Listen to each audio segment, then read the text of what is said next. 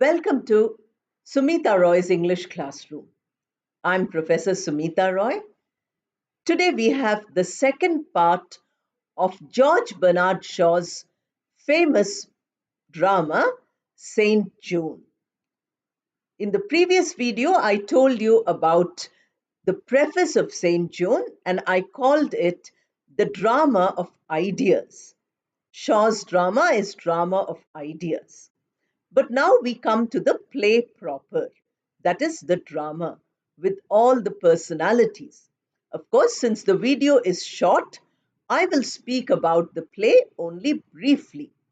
Any of you who want it further can always ask me in the comment box, and I will give you much more information, possibly in another video.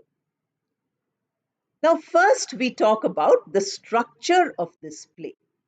The structure is important. The play is divided into scenes. There are 6 scenes in the play. Unlike the older plays, which had acts and scenes, each act used to be divided into scenes. Here, there is no act, it is only 6 scenes. Plus, there is an epilogue, which is also a part of the drama. In the earlier video, I told you how Shaw justified the epilogue. And that is the scene number 7. Although it is not called scene 7, it is called the epilogue. Prologue means that which comes in front, pro means before, and epilogue means that which comes behind, epi means later. And logue, like dialogue we have, all of you know already. So we have the prologue, we have the preface, which is prose, not a prologue, and we have epilogue, which is drama. Now, the structure is like this. It's like a pyramid. Scene number 1, 2, 3 are on one side of the pyramid, where Joan's reputation is becoming higher and higher. She starts off as a village girl and she reaches the level of the most successful general in the French side. You have to watch the first part to understand this part, so please do that. Then you have the fourth scene. Fourth scene is flat, the top of the pyramid. Joan does not appear in that scene, but that scene is very crucial because here they make plans to kill Joan. Joan cannot survive. She's done a wonderful thing, and therefore she has to be killed. Otherwise, the king and the Britishers and the church are in danger. So these three, ascending order of the pyramid now comes to the other side, descending order. So you have scene 5, scene 6, her reputation falls fully. She is killed in scene 6, but she comes back in the epilogue, which is the 7th scene, as the spirit. She's, it's like a dream of the king. She comes in the dream. And all the other people who are also dead also come in that dream. But her reputation cannot be established. She has been proved as innocent after 25 years, but she is not acceptable. Genius cannot be accepted. That is the conclusion which Shaw is giving at that. So this side of the pyramid is fully descending order, ascending, then flat, and then descending. So we say that the play has a pyramidal structure. So when we talk about the structure of the play, talk about the pyramidal structure. Now let us begin with the scenes. The first scene is where the person who's in charge of this area where Joan is born in a village. So people, the landlord, the feudal lord. Very important concept in this play is feudalism. Feudalism is social hierarchy. The highest is the king, then the dukes, then you have titled gentlemen, you have earl and viscount, and then of course you have the squire. all these people are there in the feudal hierarchy. Some of them are noblemen, others are, titled gentlemen. But a peasant has no title. They are the common people, they are the ordinary people. So here the play starts with this Robert, who's the landlord of all these villages, who's the lord, the feudal lord, who says that one girl is waiting to meet me, but I will not meet her. Please beat her and send her back to her father. Tell the father to also beat her. So you can imagine how treatment of women in the medieval times is indicated. Then he is eating breakfast when he says, "Give me eggs." And the steward says, "There are no eggs because the hens have stopped laying eggs since she is waiting." And he refers to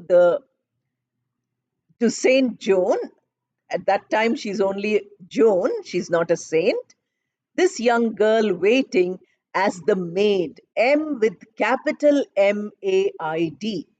Now, all of you know the story of Mother Mary, who was a virgin mother. So, when we say the maid, we usually mean Mother Mary, the Virgin. So, here is the steward who's saying that here is, a very spiritual, holy person. The maid is waiting for you, and she's performing a miracle. And what is that miracle? The miracle is that the hens are stopped laying eggs, so you have no eggs for breakfast.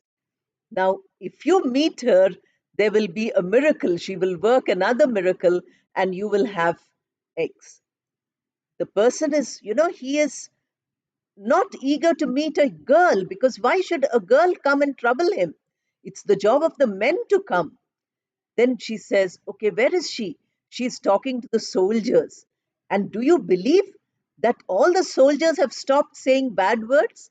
They are all now very spiritual because she's with them. He says, "I can't believe this. Soldiers are very foul mouthed. And therefore, you can go and call the soldier in charge." So he calls that person whom he trusts. That person comes and says, "Really, she's a miracle worker. So please meet her. She wants you to give her permission to go and meet the prince who's in hiding, and then who will give her a permission to fight. So please meet her." Finally, with great reluctance, Robert meets her. And then, of course, he is very abusive, but she manages him. And this is where the beauty of Shaw's drama is, how she's able to totally convert him. Then the servant comes running and says that the hens are laying eggs. As soon as Joan gets permission to go to the prince and gets a suit of armor, and she also gets a sword and everything else. So Shaw is talking about miracle here. He is putting it in a very humorous way by saying, okay, miracle is laying eggs. But that is not the real miracle. The real miracle is the mental transformation of this stubborn man who was not even meeting her, now who has given her a letter of recommendation and everything else she is asked for. So she takes a lot of soldiers and she goes to the prince. This is the second scene. In the second scene, we find that the prince is somebody who's totally lacks courage. And the courtiers are people from whom he's borrowed money. So they have no respect for him. He's a prince only because he has no kingdom. And they all make fun of him or they abuse him. The archbishop is also there. The archbishop is the head of the church. Like the head of the entire Roman Catholic Church is the Pope. The archbishop is the head in that country. So he's the archbishop of the Church of France. And in these days, the church was more powerful than the state. It is the power of the church that is most important. So the archbishop is there, and he's, people come and say that here is a letter which has come from, Robert, and it says I should meet this girl. The Archbishop has a long discussion. This scene is exactly like Shaw's plays, where there is a lot of dialogue and debating and talking about ideas. So here, the Archbishop describes a miracle as something which the church does to keep the people's faith. People have faith only in church if they see some miracles. He said, don't worry about miracles. Miracles happen because we have to do them to keep faith. It is nothing so magical or any such thing. So, if you want the people to have faith in the church, therefore you perform it. So he says, oh, she's performing miracles. No, she isn't. She must be a person who's a fraud. She must be a terrible person. So I forbid the prince from meeting him. That is what they say. Now the prince says, no, really, let us do a thing. Let us test her. Then he says, I will put one of my courtiers on the throne. He will pretend to be the prince, and I will sit in this seat. Let us see if she can recognize the prince. She's never seen the prince. So, can she recognize? This is what the prince says. Now, Prince Charles, this is. And the Archbishop says, okay, fine, if you want that, then we can have that. Then what happens is that they allow Joan to come in. Without hesitation, she goes to the prince and says that my saints have told me, my voices have told me that I should tell you that I can win the Battle of Orleans. Orleans is where the battle is struck. Nobody is able to cross the river because there is no breeze, and the French are constantly getting defeated. They are not able to get a single victory. So she comes and says that my voices, my saints have told me I should go. So you please give permission. The whole court is amazed. They see her dressed like this. And then she does another very important thing. She kneels down in front of the archbishop and does what all devout people do. She praises him and pays respect to him. So he's very happy. He says, okay, she's not as fraudulent as I thought. She's really a very devout person, a young girl who believes in the church and who believes in God and faith. So we can trust her. Finally, she gets the miracle. Here also, the facile miracle is, that she's able to identify the prince. Like the eggs, here also that miracle is there. The simple miracle which ordinary people will enjoy, that, she is able to recognize. But the real miracle is that she gets acceptance from all of them. She comes as a peasant and a woman, not properly dressed, not proper in her attitudes and behavior, but she gets acceptance from all of them. That is the miracle. The third scene is in the Battle of Orleans, where she goes and meets the person, and that is Dunwa. He is the one who's been trying. He's a very young soldier, very capable and very courageous soldier, who says, okay, we have been waiting for you because we were told you're coming. But what can you do? There is no breeze. Unless there's a breeze, our boats cannot go across and we cannot win. As he's talking to her, telling her, this is acceptance, that he is willing to accept, although he is the general and he is a very courageous, brave soldier, excellent soldier, but he is willing to accept her. That is the real miracle. But then the breeze starts blowing, and that is what is the miracle as the superficial level. Like the eggs and the recognition, here is the breeze. The breeze comes and they go.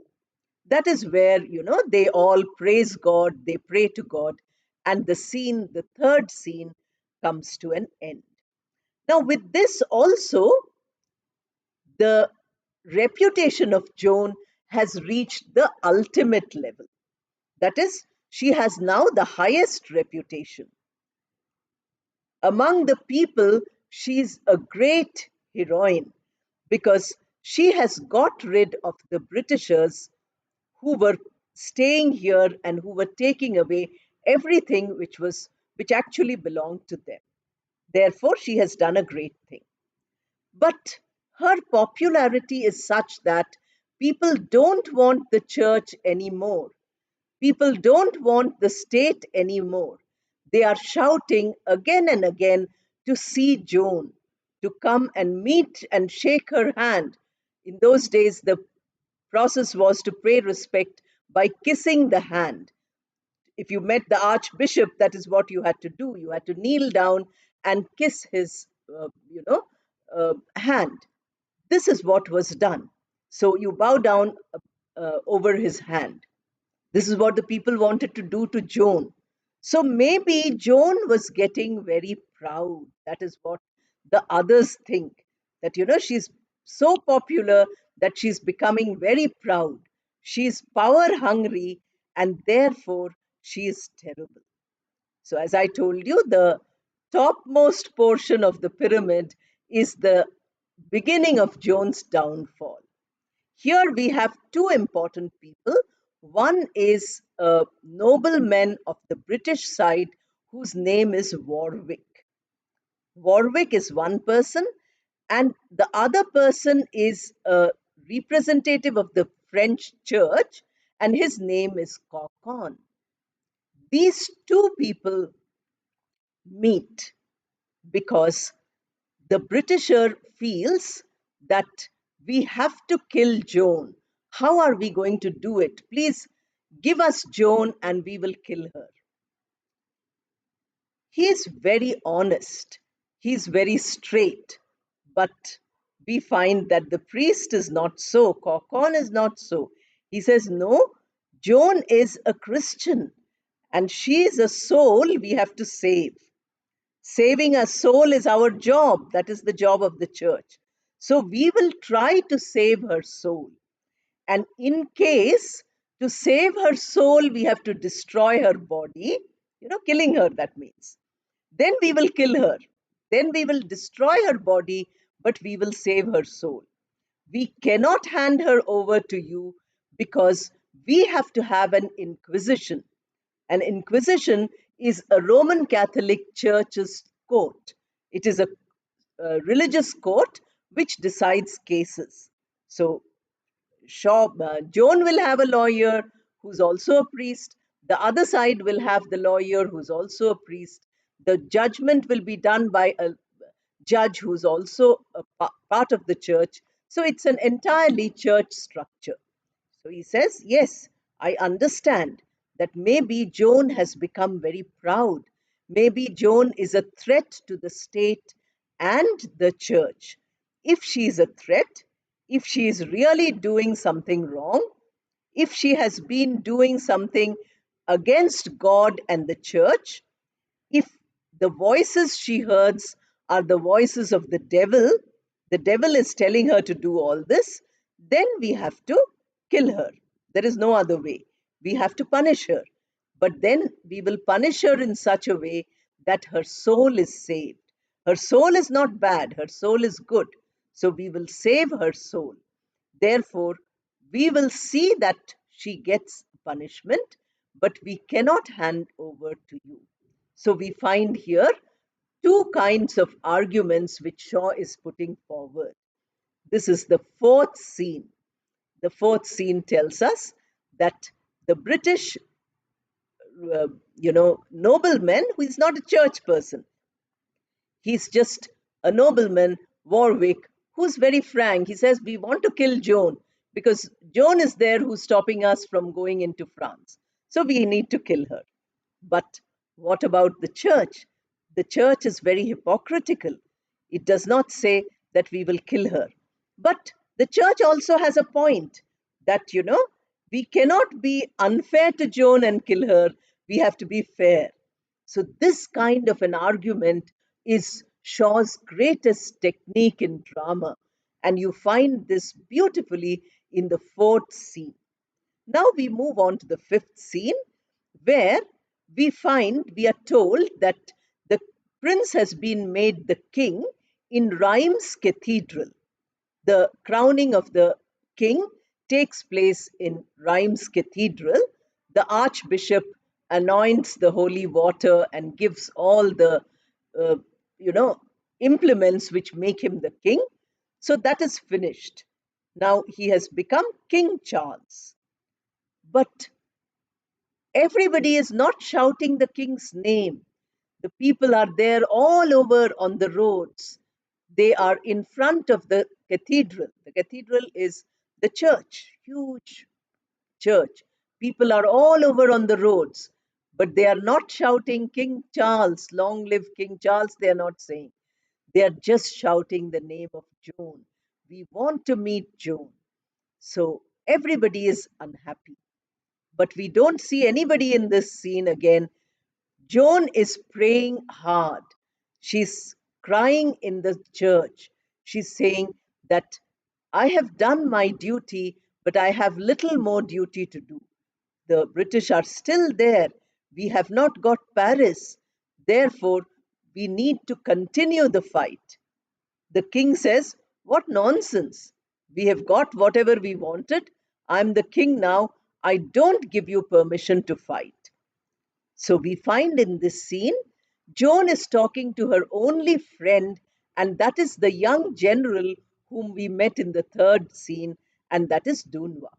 So she confides in Dunois. Dunois says, "No, you are doing wrong. You are unaware that they don't like you." "But why don't they like me?" she says.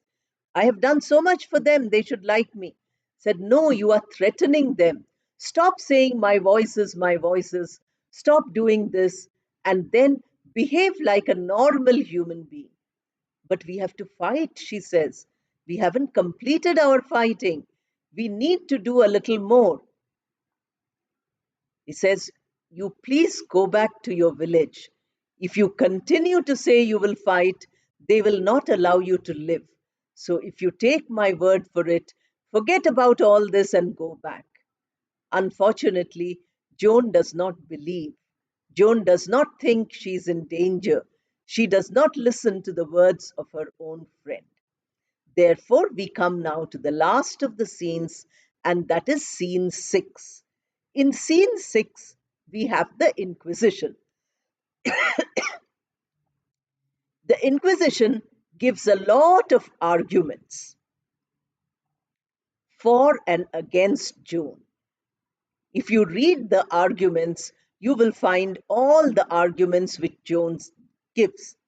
And the other father, the father who's on the side of Joan, also tries his best. The father who's on the opposite side, who is the prosecutor, he also gives many arguments, and this case goes on for a long time. This scene is also very important because Shaw's is a drama of ideas, so ideas are expended here. Joan continues to say, "No, I'm directed by God to do all this." The others say, "No, you are directed by Satan. It is Satan who's giving you these ideas, and therefore you are doing everything that is wrong. You have become very proud and you have become very negative. Now you have to save your soul by saying that all what I have said is false." This is called recantation. So you recant. You take this document and you sign, you recant. You say that all what I have done and all what I have said is all wrong. I take it back. I never heard voices of angels, everything. Joan, otherwise, you will be burnt at the stakes. The fire is burning. We will hang you on top, alive, and you will be roasted till your whole body burns. It's very painful. And you must remember she's only 18 years old. So she gets scared. She says, "Okay, I will sign. Give it to me." Once she signs, they give the verdict that lifelong you will be in prison because you have made a terrible crime. You're a heretic and you have to be in prison for the rest of your life. Now she's 18. Suppose she lives for another 90 years, she'll be in prison. So she says, no, I cannot be. My freedom is more important to me than my life. She snatches those papers, she tears them up, and she goes to the stakes. They pull her and go. At the end of the scene, the executioner comes. The executioner is the person who kills. So he comes and says, Joan is fully burnt, only her heart couldn't burn.